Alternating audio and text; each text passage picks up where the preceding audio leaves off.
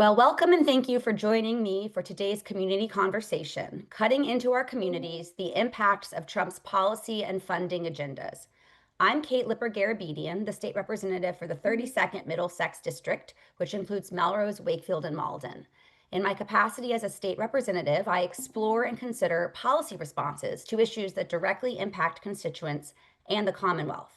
As a legislator and lifelong believer in the good that government can be in people's lives, I have serious concerns about what recent federal policy changes and funding cuts mean for the people of Massachusetts. From the more stringent requirements for SNAP benefits to the loss of clean energy tax credits to slashes in healthcare spending, this topic warrants our immediate attention and consideration. Today's discussion serves as an opportunity to hear from experts in the areas affected by these changes, about what we face as these changes take effect, and about what we can do to mitigate the worst consequences. I want to note that we are recording this community conversation on Monday, November 3rd, the 34th day of the federal government shutdown. We conceptualized and planned this event months ago. The shutdown significantly exacerbates the macro situation and is having an immediate impact on more than 1.1 million Massachusetts residents participating in the SNAP program alone. Today, we will address the effects of the ongoing shutdown. This is a dynamic situation, and things may have changed by the time you watch this program. Nonetheless, I do believe that much of the content you hear today will be relevant well beyond the shutdown. So let's review our time together.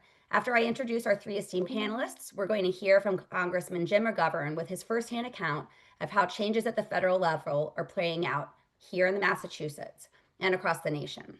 I next will provide an overview of the changing federal landscape, as well as the current state policy initiatives in this space. Thereafter, each panelist will provide remarks, and then we'll open it up for a dialogue with questions.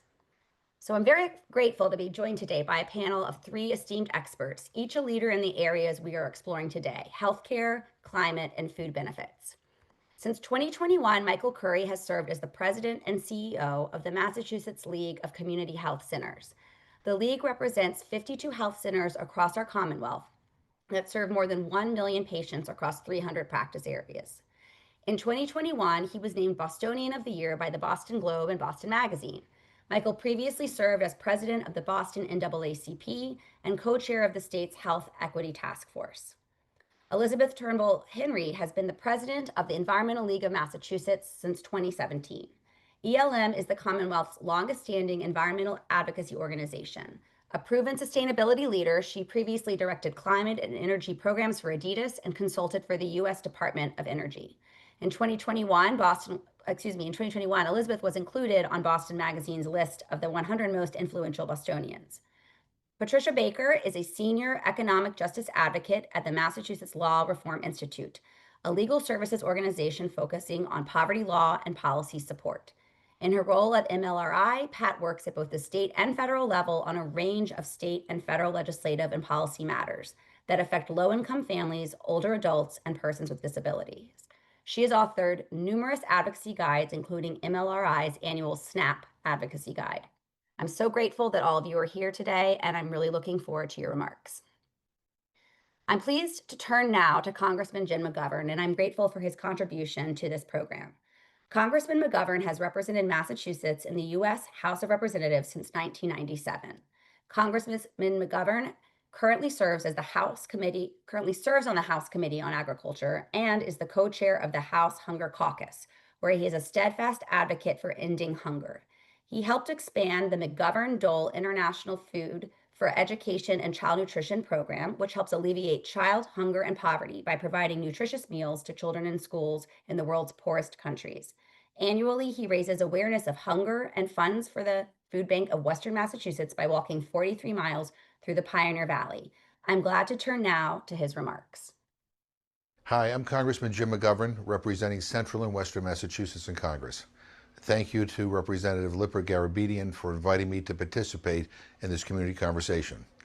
As chair of the House Hunger Caucus and a senior member of the House Agriculture Committee, I spend a lot of time in Washington defending access to basic needs programs and improving access to nutritious food for people across this country. 3 years ago, I worked with the Biden-Harris administration to convene the second ever White House Conference on Hunger, Nutrition, and Health, which brought together stakeholders from across America to develop a plan to finally end hunger and reduce diet-related disease in this country. And given that I helped plan it, I made sure Massachusetts was fully represented in the room. In that moment, I had a glimmer of hope that we were finally going to do it. We were finally going to put the resources in place to ensure that no person goes to bed hungry.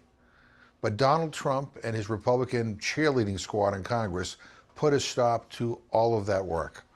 They made it their first order of business when they came into power to slash programs that people rely on to feed their families. They cut funds allocated for more nutritious food in school. And they cut funds to food banks and food hubs. How rotten.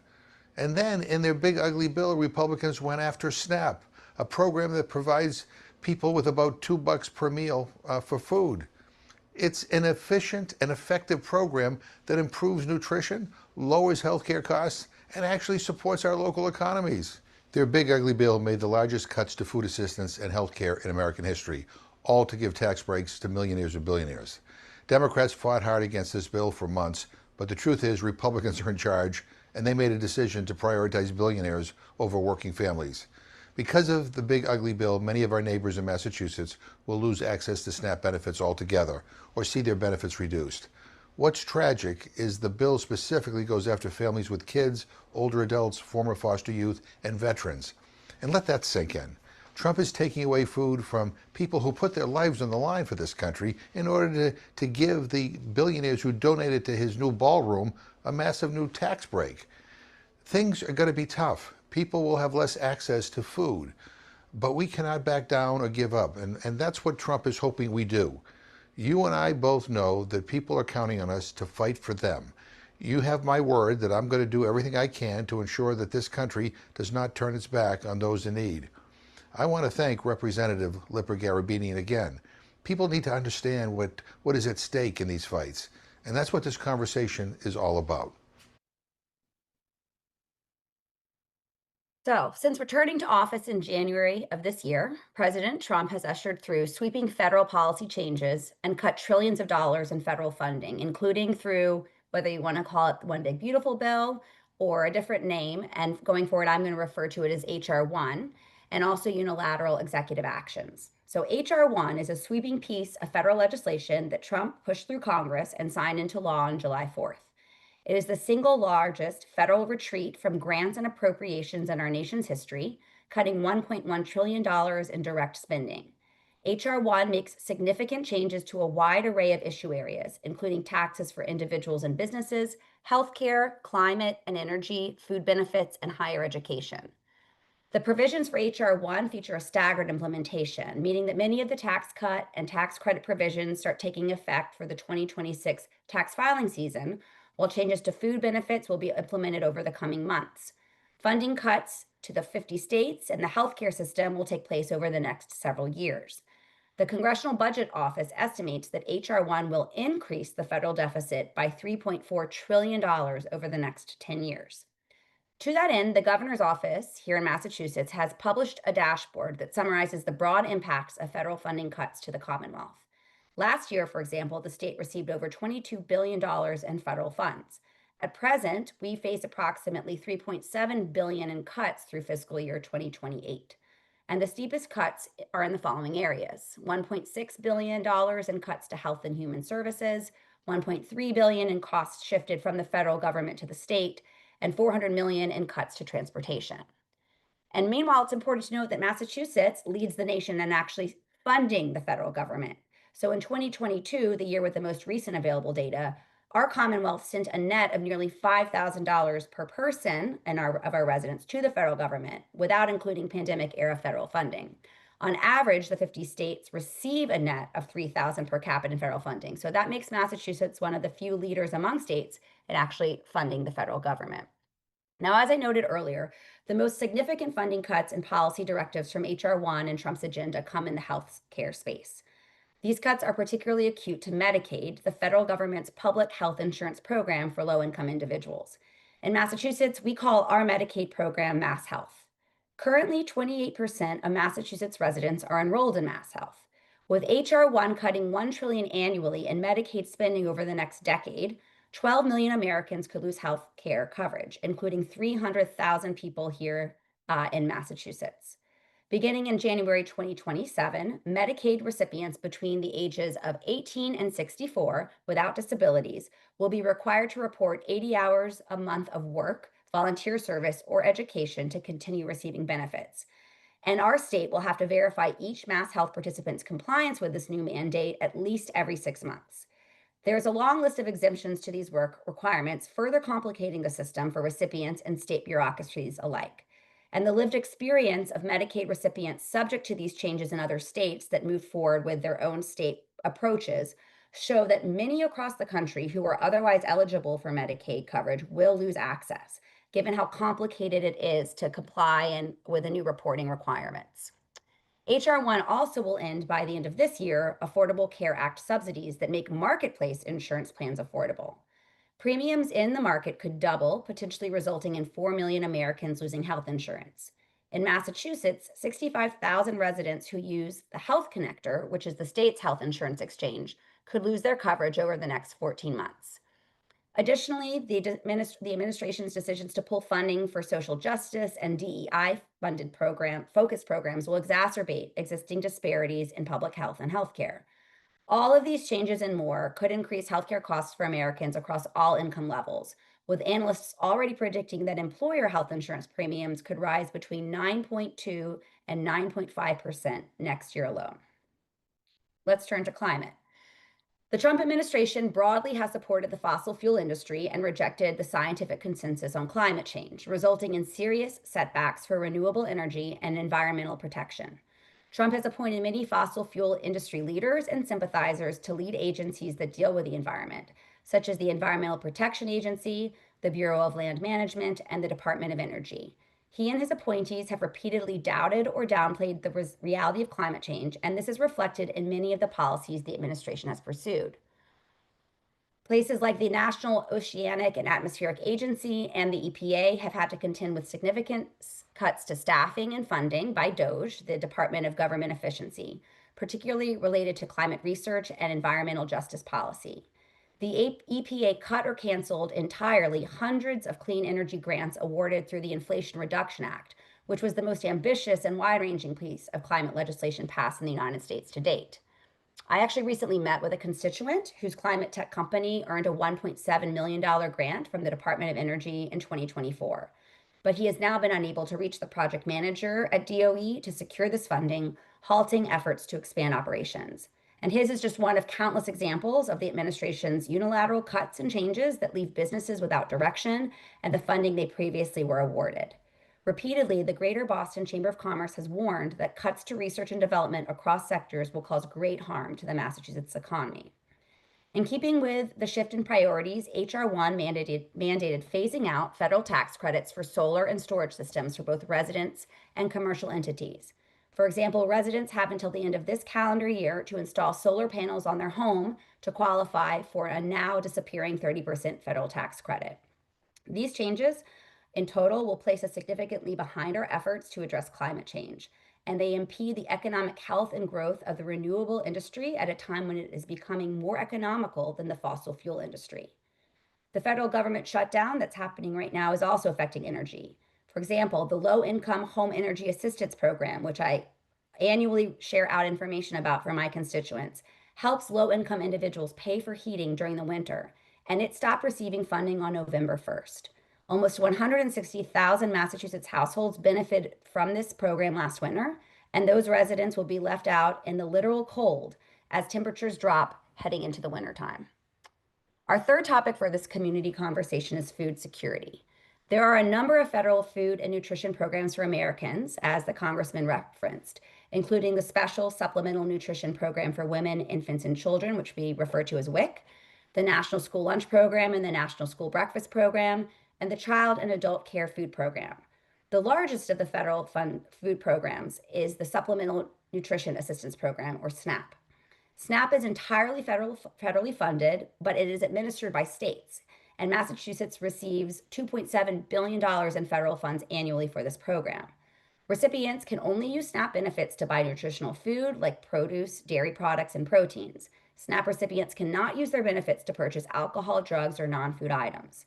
SNAP sales accounted for 20% of all grocery store, supercenter, and retail store sales in Massachusetts, generating $3 billion for over 5,500 retailers statewide. 650,000 households, which is 1 in 4 households in Massachusetts, use SNAP benefits to buy the food they need to survive. H.R. 1 constitutes the largest cut in SNAP in U.S. history. Under the law, SNAP recipients will face similar work requirements to those of Medicaid recipients, needing to work 80 hours per month if they do not have an exemption. In Massachusetts, almost 100,000 additional residents will have to comply with these new work requirements. Further, beginning in fiscal year 2028, states will need to step up and contribute between 5 and 15% of SNAP benefit costs if their payment error rate is above 6%. The Commonwealth's most recent payment error rate was 14%. And administrative costs for SNAP will be permanently shifted from a 50-50 share between the state and federal governments to the state government shouldering 75%. All of these changes in total will result in up to $447 million in costs to the Commonwealth and about 109,000 residents at risk of losing SNAP benefits. Food benefits have been further affected by the ongoing federal government shutdown. On October 10, the USDA announced that SNAP would run out of funds by November 1st, delaying SNAP benefits for the 42 million Americans who receive them, including, as I mentioned, 1.1 million Bay Staters and almost 15,000 people in the district that I represent. This is the first time during a government shutdown that the president has chosen not to continue funding SNAP. 32% of those Massachusetts residents who are not receiving food assistance this month are children. 28% are people with disabilities. 24% are senior citizens. SNAP costs $220 million per month to cover Massachusetts, which is too large of a total for the state alone to backfill for 1 month, let alone how long the shutdown may continue, including as we are not sure that the federal government would ever reimburse us. A federal judge on Friday ruled that SNAP must be covered with the $5.25 billion in available emergency funds. However, with benefits nationwide projected to cost $9 billion for this month of November, those funds will not cover the whole month, and that litigation is still sort of live at this moment in time. These cuts to food benefits hurt the most vulnerable among us, and the shutdown pause on food benefits will place an unprecedented burden on food banks not equipped to absorb such a significant and sudden increase in demand. So as policy changes and funding cuts unfold at the federal level this year, many are looking to the states to see what we can do to challenge or mitigate these drastic and harmful developments. States do not have the capacity to absorb all the funding cuts, and we cannot simply reject federal laws, but we have the opportunity to push back in meaningful ways. As I mentioned earlier, the governor's office maintains a public tracker for all to see what funds are being cut and the impact to both residents and our state's finances. And individuals are invited to submit testimonials as to how federal funding cuts have impacted you. The Massachusetts Attorney General has filed or joined dozens of lawsuits to reclaim lost federal funds and overturn unlawful and unconstitutional actions by the Trump administration, including a lawsuit to fund SNAP benefits through the shutdown, as I just mentioned. The Commonwealth has successfully defended $223.3 million in federal funds already allocated to the state that the Trump administration attempted to pause or claw back. And the state legislature has taken action to respond to funding cuts and policy changes. To better inform our work this session, we reconstituted and expanded a committee and rebranded it as the House Committee on Federal Funding, Policy, and Accountability. That committee has held several informational hearings and briefings as recently as this week, keeping us up to date on the most recent federal funding cuts and policy changes. In terms of the major issue areas we're focused on here today, I join my colleagues in voting for the following. On healthcare, we allocated $10 million for Healthcare for All to conduct a public awareness campaign and health coverage enrollment assistance for communities at risk of losing healthcare coverage due to the new Medicaid work and reporting requirements. Awareness campaigns like these can better prepare our residents to acclimate to programmatic changes. The legislature has proposed a $50 million investment in the Health Safety Net program. This is a fund that reimburses healthcare providers who care for uninsured patients. This would open up $212 million in annual federal Medicaid revenues, including $100 million to support the Health Safety Net program. On climate, while the federal solar tax credit will expire at the end of this year, Massachusetts residents can still claim a 15% up to a maximum of a $1,000 tax credit for renewable energy expenditures. Residents with solar panels installed at their homes may also participate in the Massachusetts SMART program. If your system hits a certain production output, then the state reimburses you for the excess power your system produces for the following 10 to 20 years.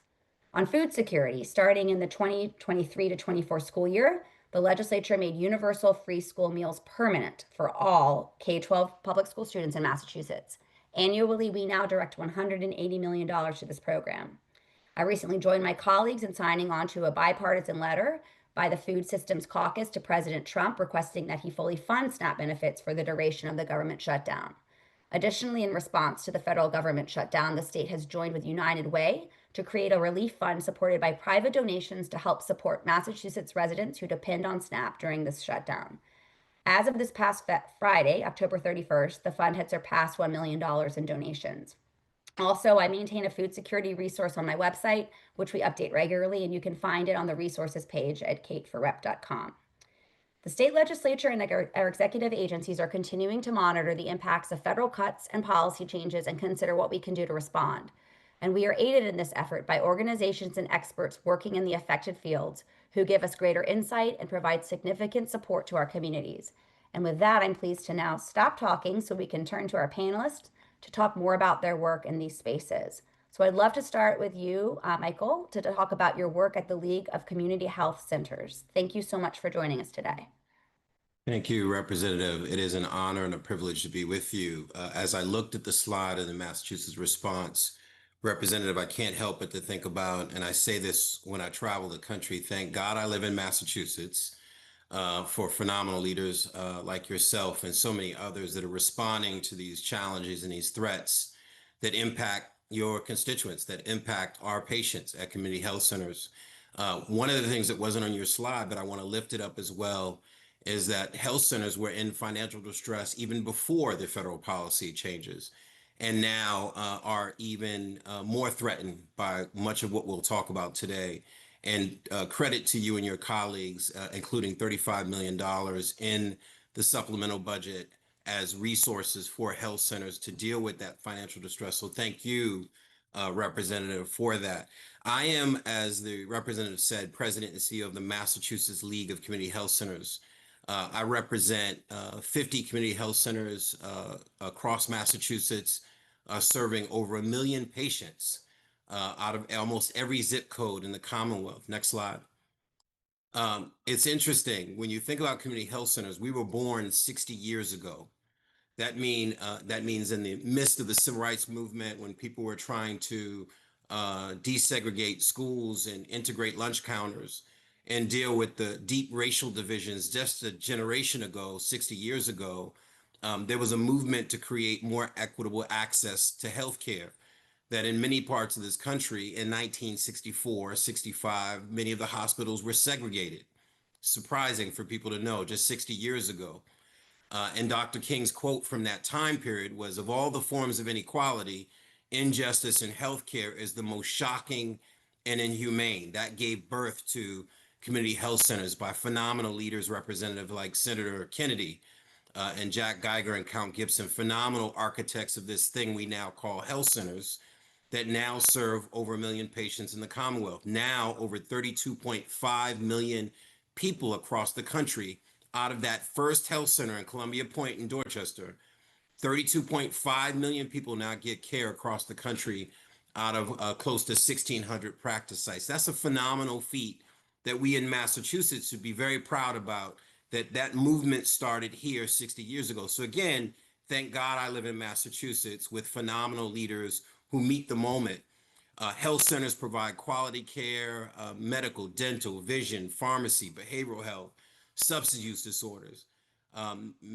Representative, I was just on the phone with mayors this week, particularly Mayor Wu's staff, talking about SNAP benefits and what health centers can do, because many of them provide food pantries. We give away clothes. We support beyond just medical, dental, vision, and those other clinical care. We try to meet the needs of patients in other ways. Next slide.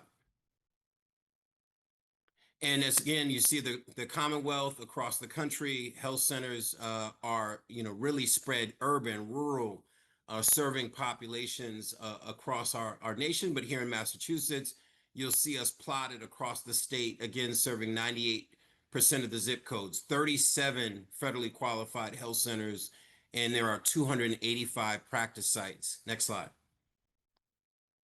So I'm going to get to the important conversation around the federal impacts, but I just want to give you context because some of you on this call may not even know who we are and the imprint and the importance and the history of community health centers, the economic impact. If you walked into a city or town in the Commonwealth, chances are one of the economic engines, if not the economic engine in that main street, is going to be a community health center. We drive local economy. Health centers are often the largest employer. We purchase goods and services, and we stimulate business such as restaurants, pharmacies, and retail.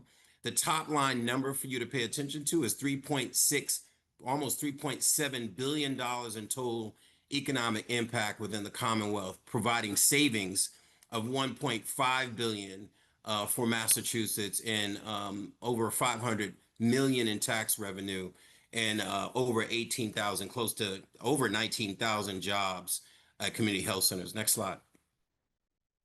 So here's why it matters with Medicaid, why it matters for Medicare, why it matters who is underinsured or uninsured and on a health safety net, is we are serving a significant part of that population.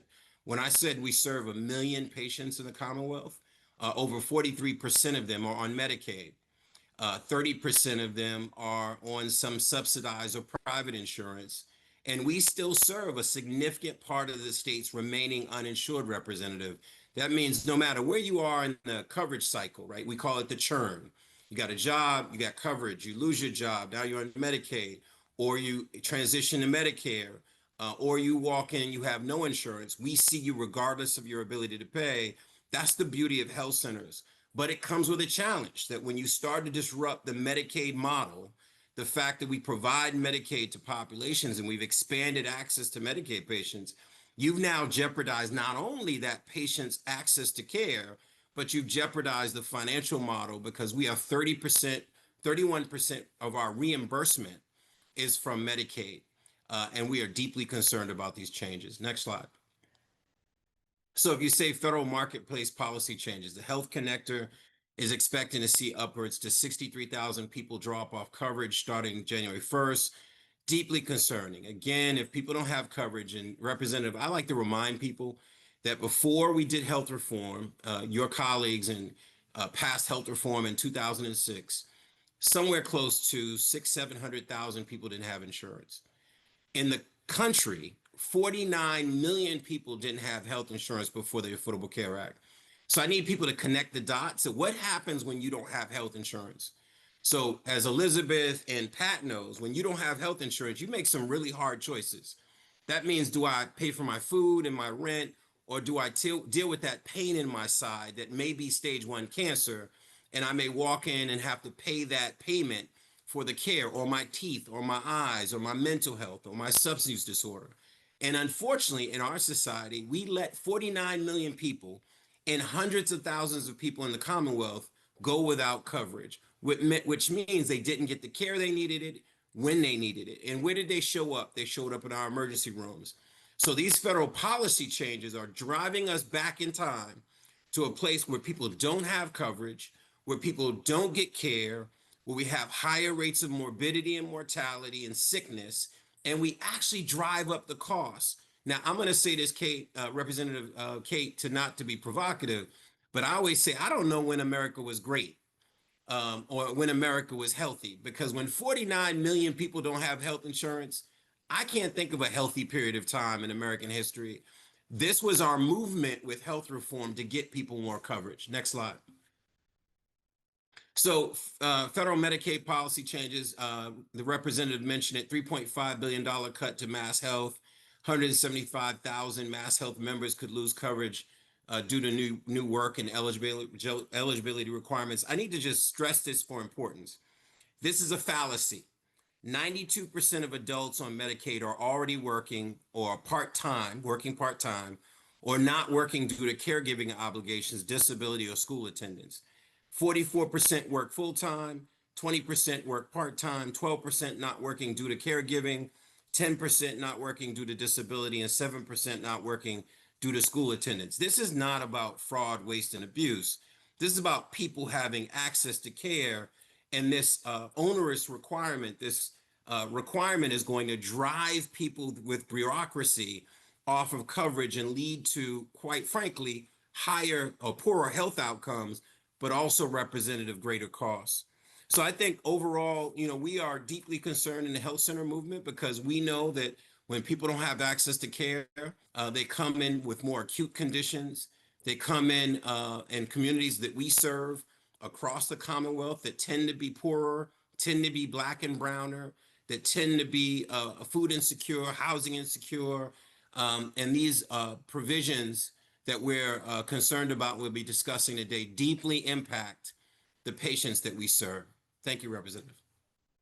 Thank you so much for putting that in even stronger perspective and for the work that you're doing to really take care of, as you showed in that map, every community across our Commonwealth. You play such a critical role in our healthcare system. I also echo you that I wouldn't want to live anywhere else. But I'm also really concerned when I think about the people you're serving and how, to your point, if you disrupt one component of the system, that doesn't happen in a vacuum. It's holistic. Everything is interconnected at this point. And so this is something that is going to impact all households in some which way. Let's turn now over to climate. Elizabeth Turnbull Henry, love to hear a little bit from you about what Environmental League of Massachusetts is thinking in terms of the big picture of these federal changes and how that's going to impact our commitment here in Massachusetts to moving to a carbon neutral environment in which we're really leaning in on renewable energy and addressing what is truly a climate crisis. Thank you. It's really lovely to be here. It means a lot that you are bringing us together for these community conversations. And Michael Curry is a personal hero of mine, so it's a real privilege to get to hear directly from him and to follow him in this way. So, for those that don't know the Environmental League of Massachusetts, we turned 127 years old this summer. We've been on Beacon Hill since 1898, pushing Massachusetts to lead the nation on environmental issues. Our purpose, as you can see here, is to secure the health and well-being of the Earth and of future generations. And we do that by advocating for policy that meets the scale and urgency of our environmental challenges. When I look back over those decades, and look forward, I'm really proud of how Massachusetts has time and time again redefined what the frontier of environmental leadership looks like. And I think now more than ever, the nation and the world people around the world are looking to states for leadership, and the team and I take that really seriously. If you can go to the next slide, Rose. Just a sort of a arc of where we're focused. Our strategic plan is built around enabling the Commonwealth to achieve its net zero targets by 2050, and specifically the biggest levers we can pull by 2030 to bend that arc of emissions, to build an equitable green economy, to protect natural resources, and advancing environmental justice and public health is this through line through everything that we do. I'm really to contextualize a little bit, I can just illustrate a couple of recent wins. ELM has for years led the Green Budget Coalition. So we're looking at the key agencies and line items that fund programs that we all treasure and depend on, like the Department of Conservation and Recreation and the Department of Environmental Protection. And over the last decade, we've helped double the budget for the Department of Environmental Protection and are continuing to make progress, to raise staffing levels and technical support as we ask our agencies to do more and more in this changing world. ELM has also been critical in passing all the major climate laws here in the Commonwealth since 2008 And particularly, I'm super proud of what the legislature did and the governor signed last November. Kate, you know this well, but the 140-page climate omnibus bill that finally tackles energy siting and permitting reform, and the $1 billion package for climate tech sector development that was in our big economic development bond. So ELM is you can think of us as being partners inside Beacon Hill to help shape and pass these critical laws. If you go to the next slide, um, Kate, I think you did a really nice job of setting it up. And it is a really scary and maddening time for anyone that cares about climate, that cares about building a livable world. We are seeing an all-out assault on every aspect of climate and environmental progress. And I've listed a few here. Each in a normal administration, each of these things would itself feel cataclysmic and altogether it feels almost overwhelming in scope and cruelty and the sort of specific violence against climate progress. Funding, right? The federal government is stripping funding, pulling grants, particularly grants in blue states, ripping tax credits out from under developers and communities. Federal budget cuts are also rippling through and impacting state budgets in a range of really complicating ways. And tariffs are escalating not just energy costs, but also construction costs for new projects and covering everything in this thick cloud of uncertainty. It's making it very difficult for people to invest. We've seen challenges on offshore wind and environmental and electric vehicles in particular. Offshore wind is very close to my heart. It is the biggest source of clean energy available to New England, and one that could be a huge driver of our economy in the next 25 years.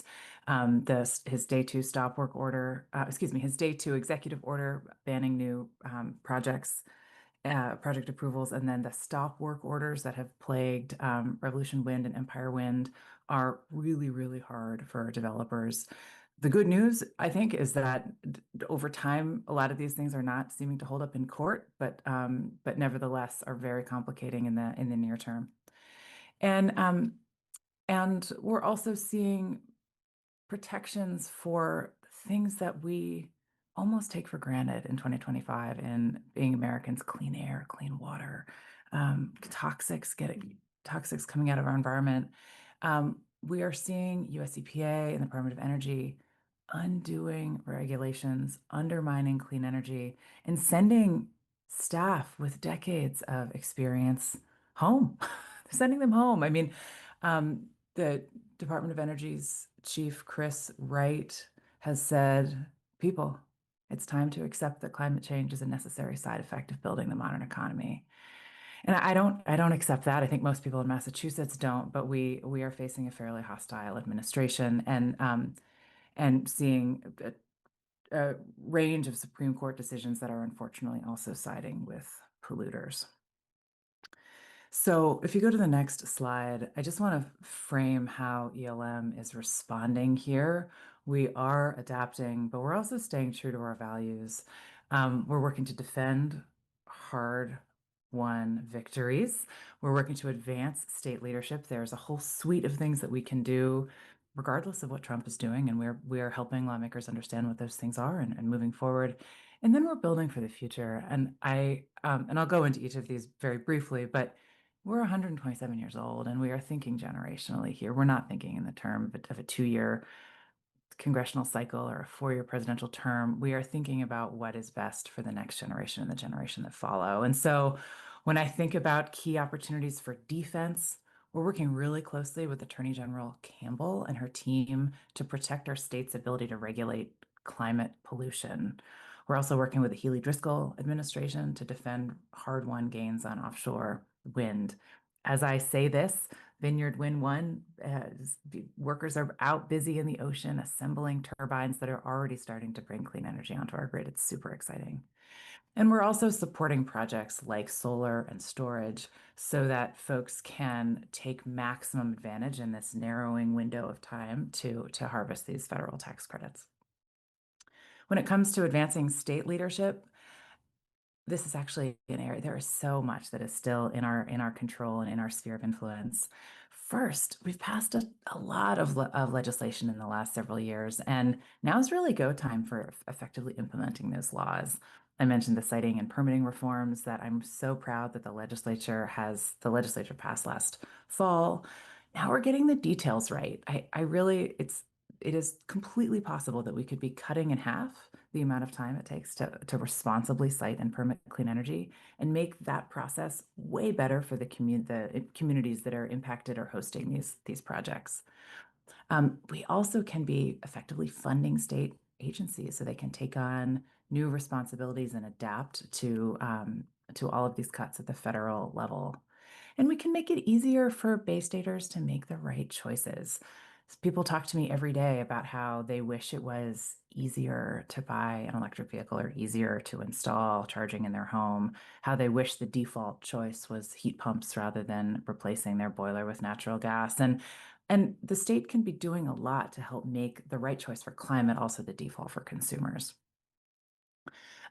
Lastly, we are, when I think about building for the future, we are in a really exciting time for state and regional, New England states working together to think about a modern transportation and transmission and energy transmission system infrastructure that can allow us to electrify our mobility, reduce congestion, improve the flow of traffic and people across the region, and also setting up supply chains and training for green jobs and building the economy that we want, regardless of the federal government standing still.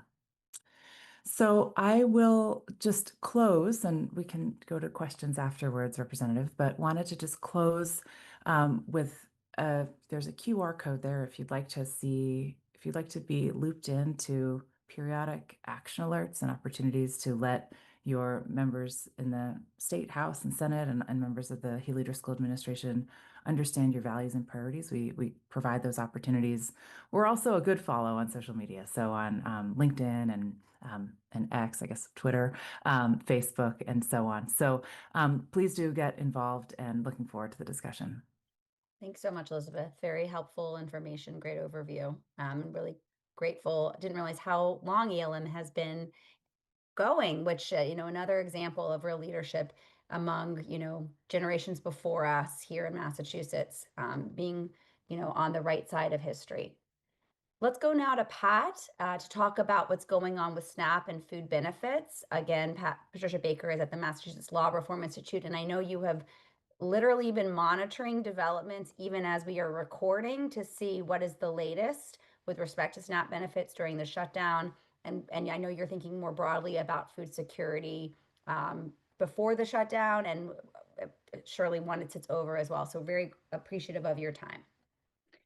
Thank you very much, Rep. Kate, and hats off to ELM for decades. We've only been around 50 years as Mass Law Reform Institute, so we're barely catching up here. But yeah, we are, as Rep. Kate said earlier, a statewide poverty law organization, and we work with our local legal services offices as well, who do the individual representation on cases.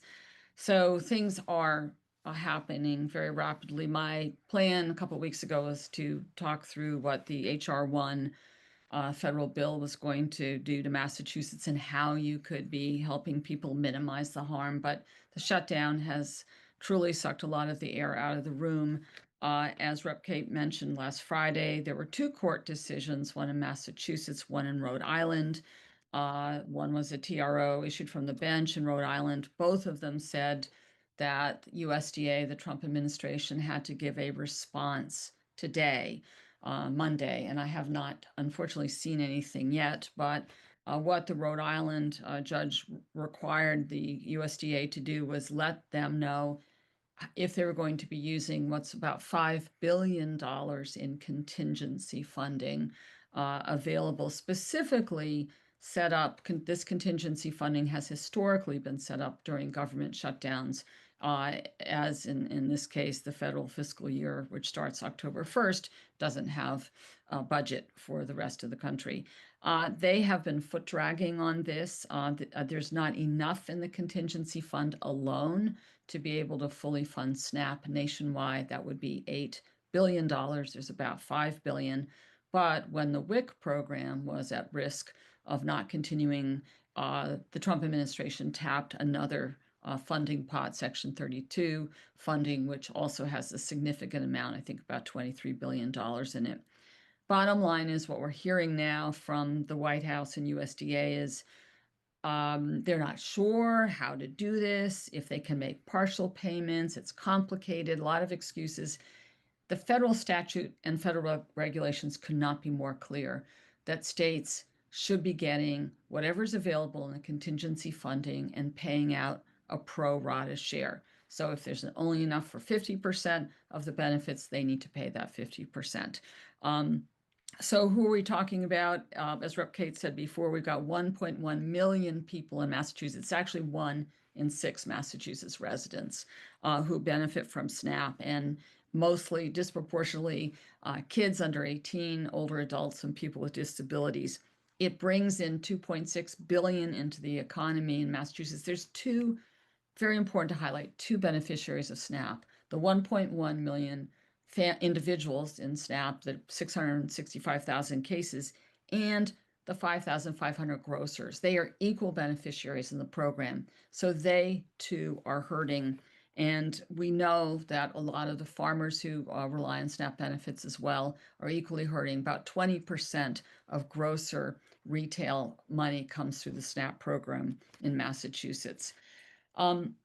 At this juncture, what the governor has done is, which we appreciate, but we know is not enough. She's asked, she's actually advanced $4 million in the Emergency Food Assistance Program funding so that the 4 food banks can buy more product quickly and get it out. She set up or urged the United Way Response or Urgent Response Fund to step up to the plate, and Project Bread has set up its food source hotline with a lot more staff and all sorts of language capacities to answer questions. But it's really hard to answer these questions. I was at the Open Door Food Bank in Gloucester on Saturday, where people wanted to know when their SNAP benefits would arrive, and we could not tell them.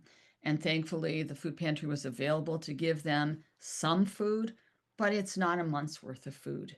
And these are folks who were supposed to get their benefits on Saturday, November 1st, November 2nd, tomorrow, November 4th.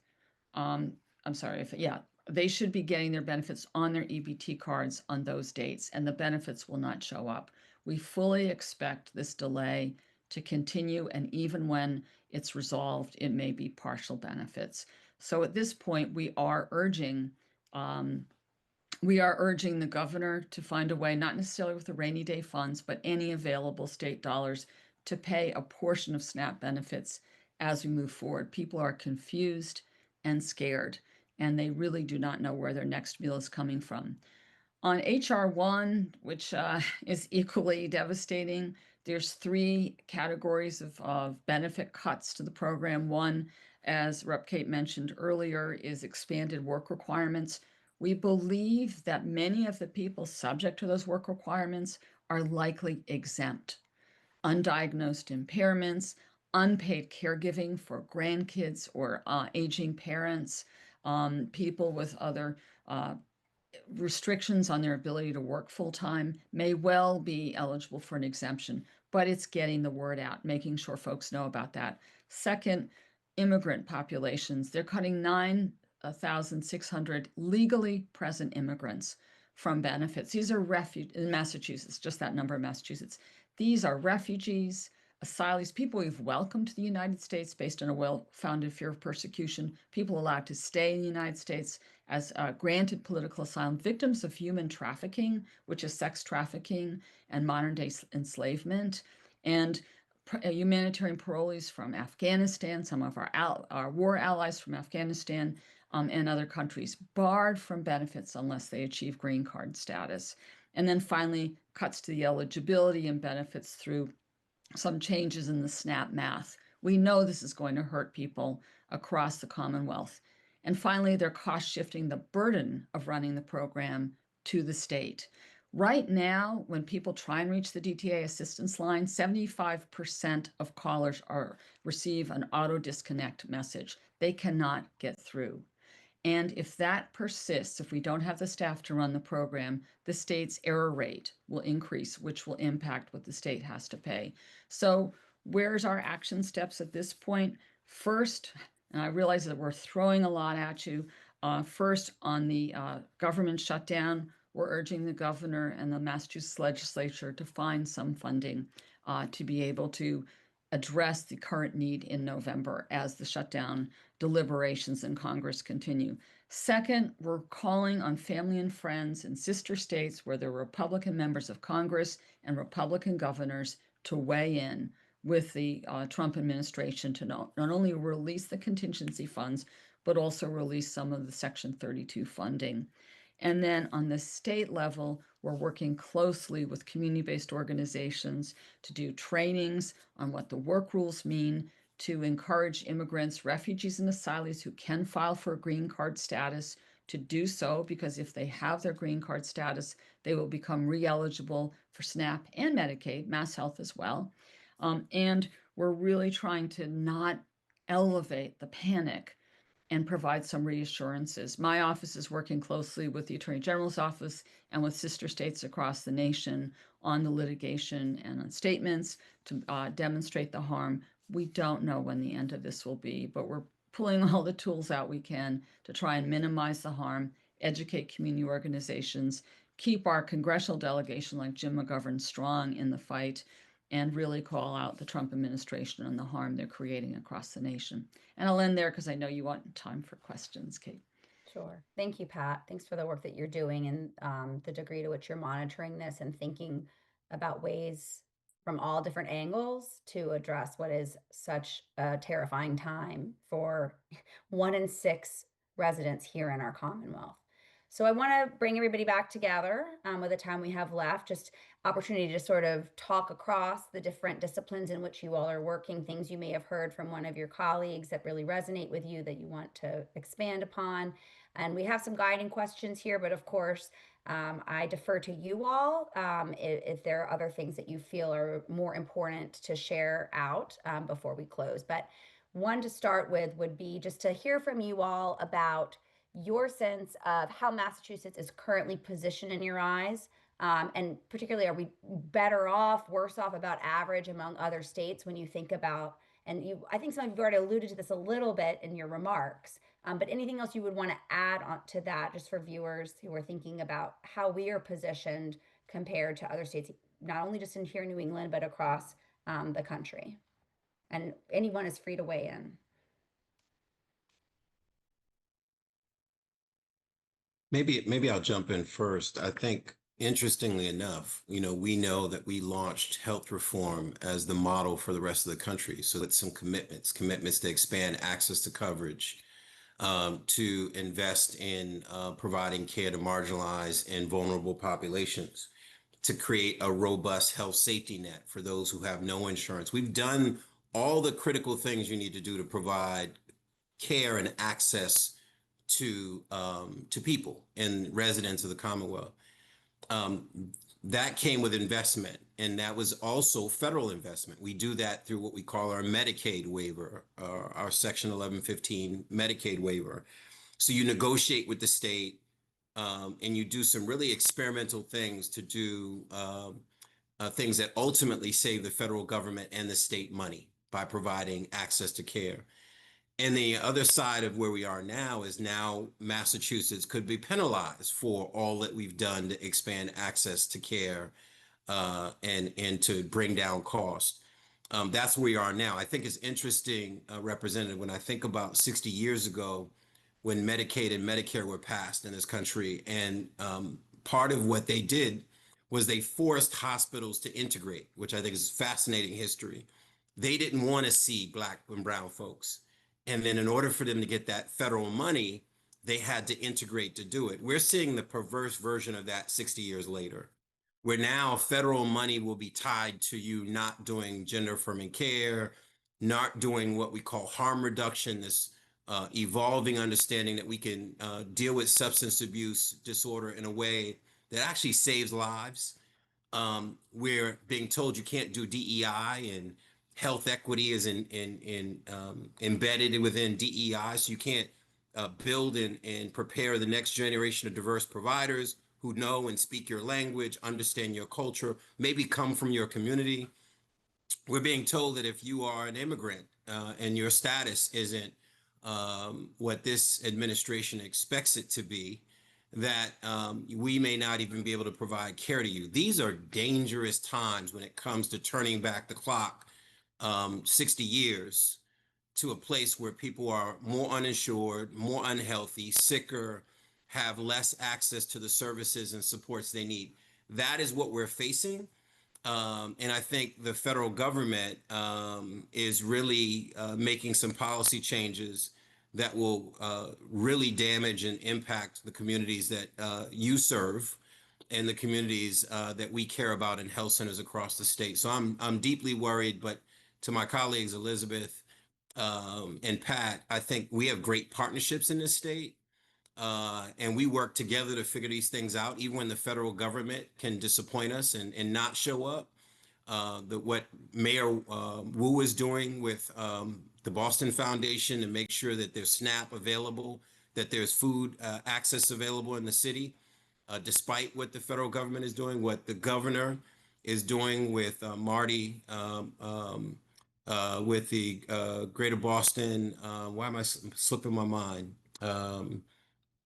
It slipped my mind, but Marty Martinez and his organization is phenomenal work. But that's Massachusetts, that we know how to, pull up our sleeves, roll up our sleeves, and do it differently here until we can get the federal government to do what we expect the federal government to do.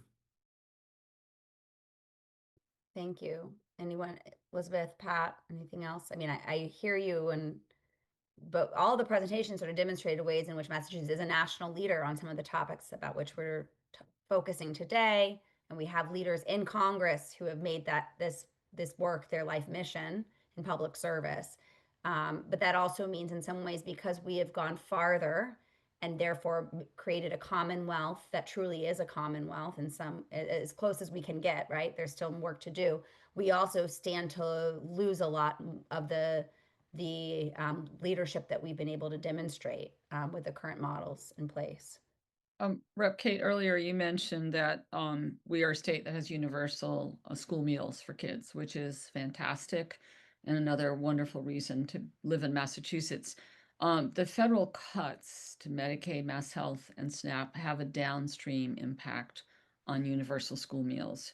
The way the school meals works is that any child getting Medicaid or SNAP, Mass Health or SNAP, is automatically directly certified for free school meals. And the more children directly certified, an entire school district can qualify for universal school meals called community eligibility for federal money that funds those meals.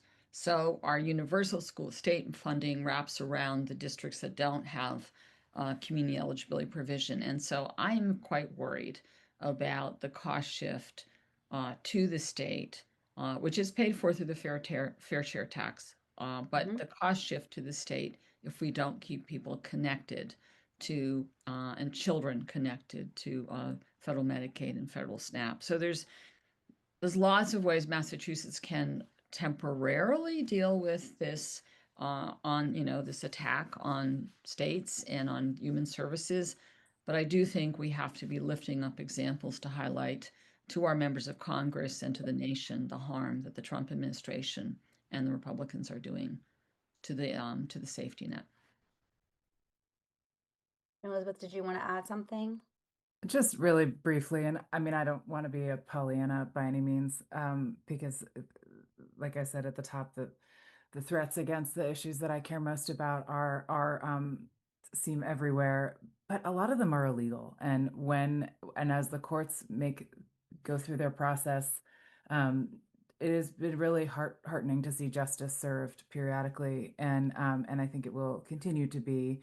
For example, we hosted Attorney General Campbell for one of our corporate counsel leader lunches last week, and her team has rescued over $3 billion of funding that was withheld from the state and is now flowing back into the state. And it is principled and focused leadership like that really lifts my spirits and that deserves our attention and support. That's reassuring for sure. I do want to flag that Michael had to leave. He has a radio appearance next. And not surprising, you all may not have much time left either, but maybe we'll show all the other questions just for viewers if we want to just populate the other ones that we talked about. Maybe you can pick off one that you were hoping to get to address.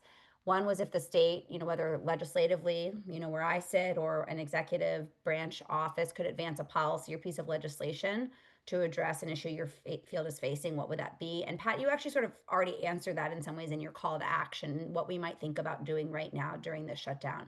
And I do want to acknowledge that my colleagues in the State House and the governor are thinking about whether and to what degree we could backfill some of the benefits that have been unjustly paused during the shutdown with respect to SNAP, while recognizing, the downstream effects of that, and the acknowledgement that given that we have to balance our budget, just like households who are watching do, patching here may be at the deprivation of something over there, and also the degree that we pulled out money from our rainy day fund that can impact, the economic health of our Commonwealth. So that's one. Maybe there's a climate piece of legislation or a policy you'd want to raise up, Elizabeth. Another question was just, again, effective so far in defending or reclaiming lost federal funds. We all sort of talked a little bit about that, actually. The court cases may be working in many cases. We may be successfully defending or pulling, reclaiming these lost funds. And then any bright spots in these difficult times that your organization might want to acknowledge, what could still make us hopeful for the future, even as we're facing a really, unprecedented year in terms of the shifts that we are seeing both policy-wise and fiscally coming out of the federal administration. I'm happy to start and then give Pat the last word here. I wanted to just focus viewers' attention on what I think are the two most exciting opportunities we have between now and the end of the session to advance climate, clean energy, and environmental priorities. First is, a few months back, the governor filed her energy affordability bill. There's a lot of really good stuff in there that's both pro-climate and pro-consumer. We can pare back the cost of energy, and we can accelerate decarbonization, and those two things do not have to be mutually exclusive.